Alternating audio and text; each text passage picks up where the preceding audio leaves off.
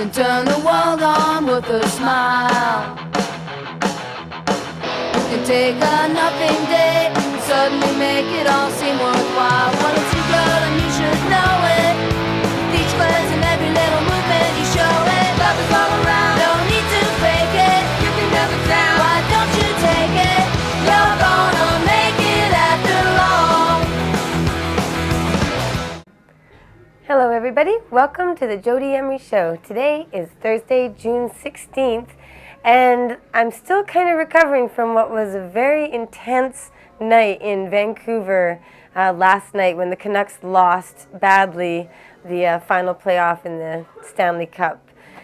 So good for Boston, they won, fair game, they did well, Vancouver didn't, and so we lost, and I wish it had been a gracious loss, but when you get 100,000 people downtown all drinking a lot of alcohol and getting rowdy and ready to perhaps repeat what happened in 1994 when they had a riot after the Stanley Cup loss, you know there might be a bit of trouble. So that's what happened. There was a riot in Vancouver. If you don't pay much attention to any news at all, then you may not have heard about it. But if you do, then you saw the news go all around the world. Some very sad behavior, destructive, fires burning, tear gas, dogs, horses with police, helicopters, riot squads, a lot of violence, windows smashed in stores and looting. And I live right downtown at the actual epicenter of where this was all happening, right around the Hudson's Bay Mall, where every single window was broken.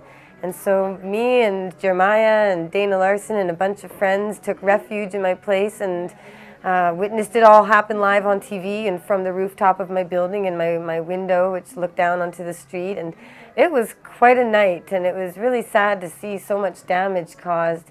And it's just a reminder that marijuana is safer than alcohol. You know, I did sadly see somebody with a pot leaf t-shirt in that crowd, but maybe they were just trying to get out of the place. But, you know, marijuana users who don't drink would never have caused any damage, and I firmly believe that. And, you know, people are welcome to celebrate, of course. There's responsible use of everything. But last night was quite a sad scene, and I don't really know what else to really say about it, but it was pretty intense. You can see some of the photos I took on Twitter at twitter.com/Jodie Emery. I posted updates there and from today's cleanup. And that's actually one of the really good things about it is we've had all of Vancouver come together downtown to clean up all the debris and glass and bring garbage bags and brooms. So awesome job, Vancouver. It's really good to see that sort of come back after seeing a bunch of, you know, a small group of drunken hooligans really taking over the street, and that was shameful. So shout out to the good Vancouverite Canuck fans, and shame on all the people who cause damage, because one thing I firmly believe in is never cause harm. Harm and damage to others should never be inflicted, and that's why I fight against the marijuana prohibition and the drug war in general, because people are being hurt by these laws and they aren't hurting anybody, and I can't stand it when people are being hurt when they're not hurting others. So that's a good thing to move on to is, of course, Marc, my wonderful husband, the Prince of Pot.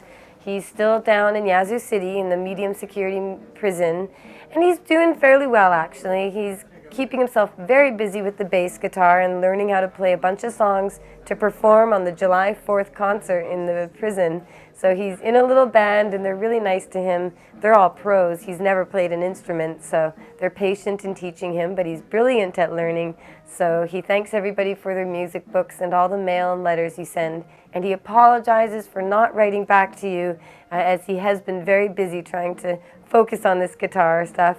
And he also did his drug education test. He had to take a course on drug education, and he passed it 100%. And the instructor said, "I almost wish you'd fail so I could make you do it again." But Marc got along well in there, so that's a good sign. And he also took his GED early exam a while ago, and the instructor said that he passed it brilliantly, so he didn't have to do it again. but he is doing that class, and he's also still taking Spanish, although he's been a bit late for some of his classes, he's admitted. So I feel like I'm dealing with kind of a child, but he's trying to keep himself busy, and that's really good to see because so many people have a hard time getting through prison and can't keep their spirits up, which is totally understandable. And Marc does have his very dark days, and he has hard times, and he'll cry. He misses me. He misses being out here. So it's definitely difficult, but Marc has always been very positive, and he's always very inspiring. So he's trying to stand tall and keep busy, accomplish things, develop himself as a person, make the best of the situation he's in, and that's awesome. That's Marc Emery. That's one of the reasons I love him.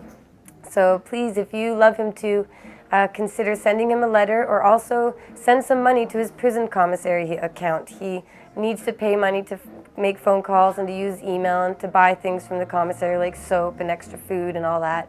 So Marc would appreciate if you feel that he's helped you in any way, that you could perhaps give back if you're capable at this time.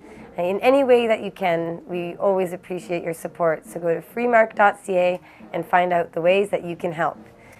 I also have news about a t-shirt sale in our store, which is right behind me as always, down here at 307 West Hastings Street in Vancouver. So you can come on down and get all of our t-shirts for sale, or go online at cannabisculture.com/store, and we've got a brand new store display with lots of products and things being added every day. So definitely check that out and support us at Cannabis Culture.